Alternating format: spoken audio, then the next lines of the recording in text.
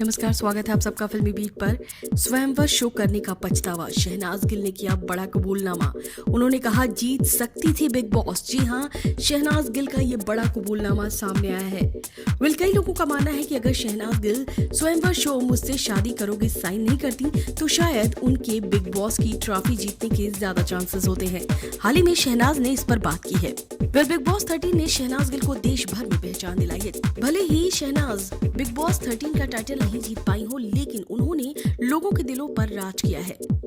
Big boss 13 के बाद शहनाज गिल स्वयंवर मुझसे शादी करोगे में नजर आई थी। कई लोगों का मानना है कि अगर शहनाज मुझसे शादी करोगे नहीं करती तो शायद बिग बॉस की ट्रॉफी वो जीत जाती।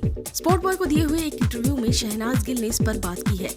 शहनाज गिल ने कहा, जब मैंने मुझसे शादी करोगे का प्रोमो देखा तभी मैंने महसूस किया कि मुझसे दिलचस्पी नहीं दिख रही है। अब मुझे भी लगता है कि अगर मैं स्वयंवर शो नहीं करती तो मेरे बिग बॉस जीतने के चांस होते।